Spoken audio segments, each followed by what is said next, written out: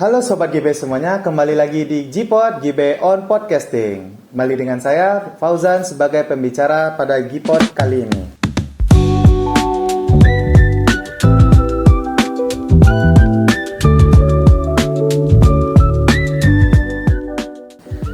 Untuk pada Gpod kali ini, kita akan membahas tentang tema yang kalian pasti sedang mengerti tentang IPO, yaitu perusahaan-perusahaan yang baru listing di pasar modal. Dengan tema dari niat ke layar trading, yaitu cerita investor pemula beli IPO.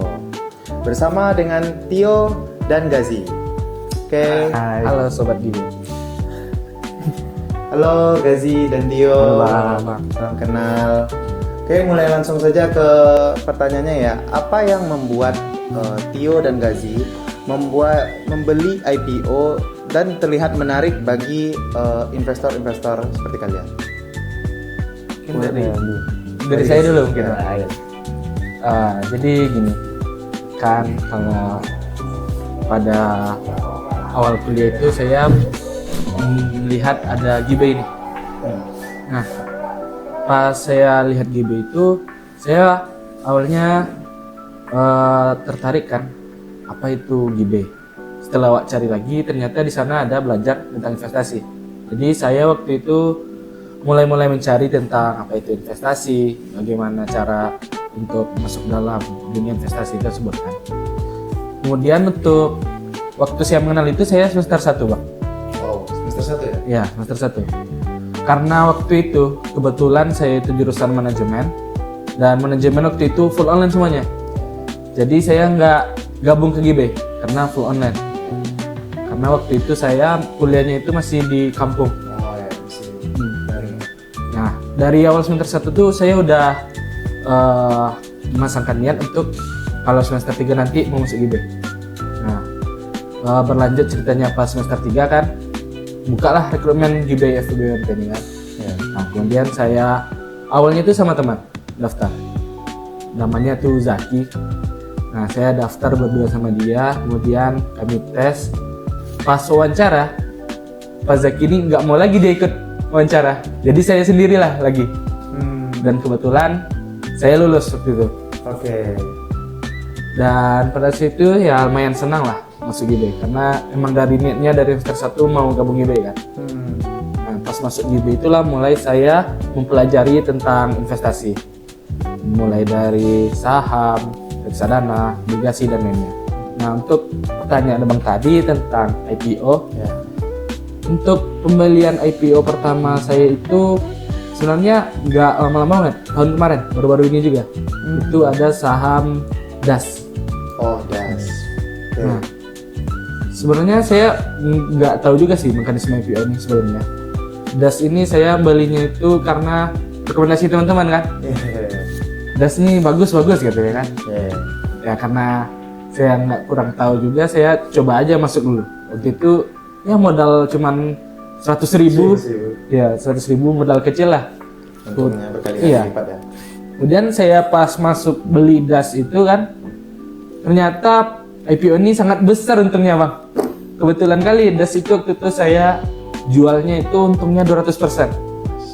200%. Pertama kali beli IPO langsung besar kan. Ya tertarik lah saya dengan IPO. Kemudian saya membeli IPO lainnya.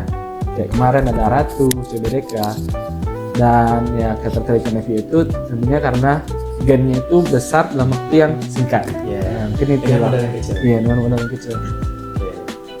Kalau saudara Tio gimana tentang? Kalau aku ya awalnya beli saham IPO itu waktu brand. Jadi awal-awal debut Pak PP. Waktu itu masih ingat harganya 75.000 per lot. Itu dapat di 2 lot. Belinya 5 tapi dapatnya 2 cuman. Dan itu seminggu pertama itu naik. Karena naik ini kan teruji mental kita untuk mempertahankan. Oh, besok naik nih. Tengok dengan analisa fundamental yang udah ada, kemungkinan naik nih. Nah, sebulan itu makin naik.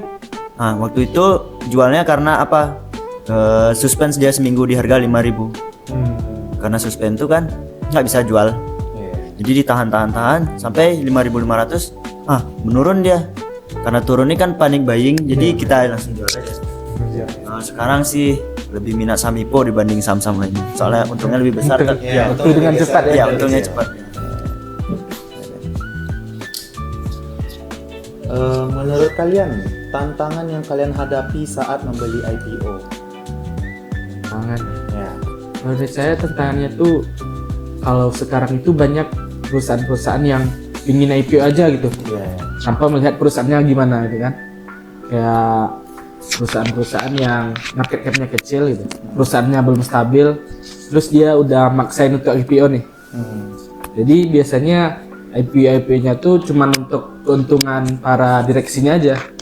Nah itu mungkin tantangannya. Jadi saya kalau untuk membeli IPO itu melihat bahwa perusahaannya, siapa direksinya, perusahaannya valuasinya sebesar apa.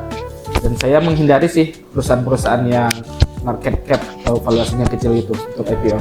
Karena biasanya itu kemungkinan besar dia untuk kepentingan direksinya aja.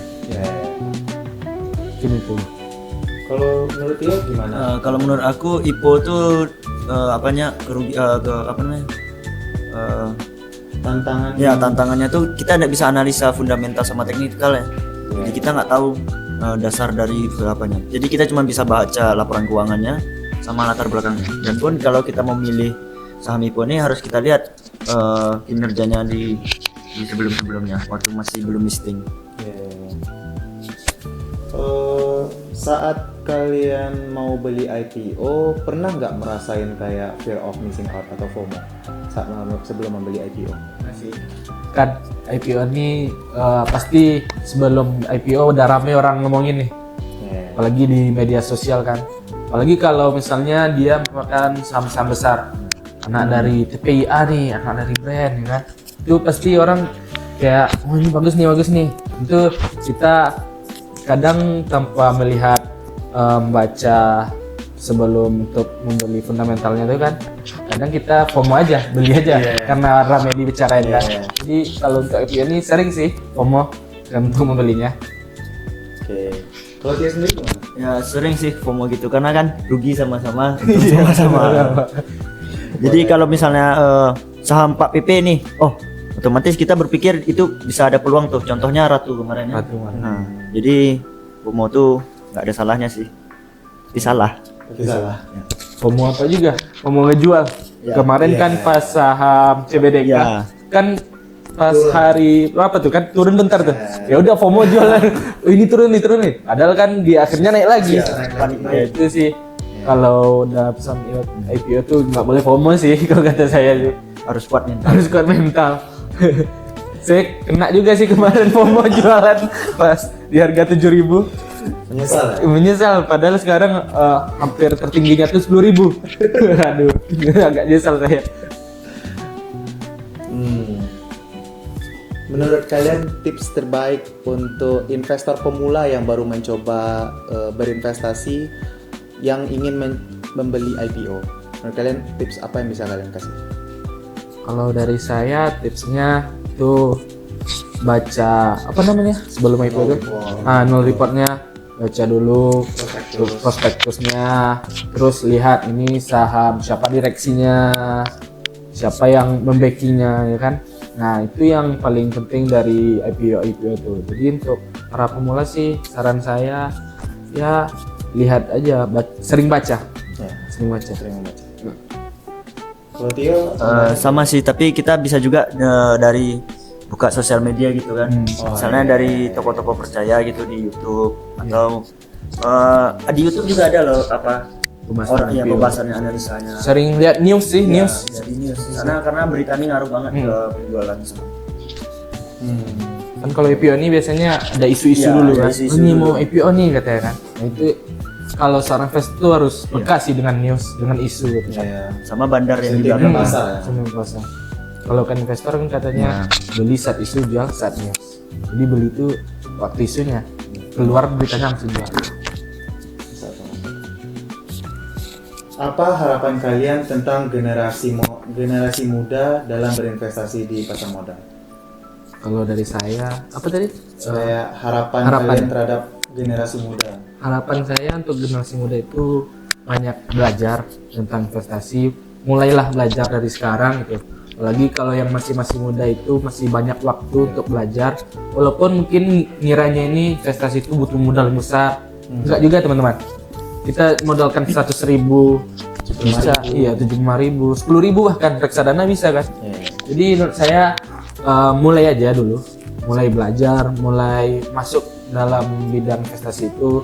Karena saya kalau misalnya belajar doang, baca-baca doang, kalau nggak kita praktek langsung itu nggak kerasa gitu.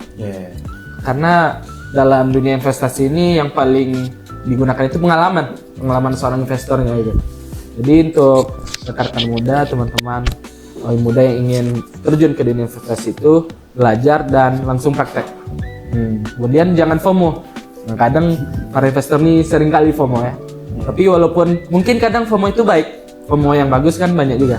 Tapi ketika kita FOMO itu kita lihat juga, baca. Yang penting kita ada ilmunya. Jangan sampai kita berinvestasi itu seperti berjudi. Kita ikut-ikut orang aja tanpa kita analisa. Jadi pesan saya pada para investor muda, mulai aja dulu dan sering-sering belajar. Menurut dia? Kita harus mulai investasi sih dari sekarang, melihat perkembangan zaman, kondisi ekonominya.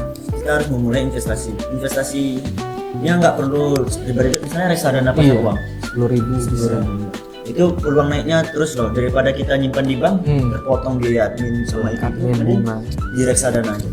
Terima kasih atas saran dan pengalaman yang bisa Gazi dan Tio berikan kepada kita semua ya teman-teman Gibe semuanya. Dengan membeli IPO itu kita bisa mendapatkan untung yang lebih tinggi daripada kita membeli pada pasar-pasar yang biasanya ya. Jadi kayak suatu kesempatan lah untuk kita yang investor pemula merasakan keuntungan yang lebih besar. Jadi janganlah menunggu-nunggu kapan kita berinvestasi, kapan cuan, tapi mulailah untuk berinvestasi dari dini.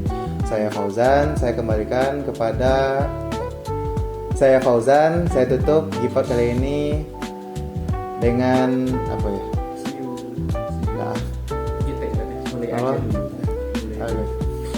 Oke, saya tutup Gipot kali ini dengan slogan mulai aja dulu.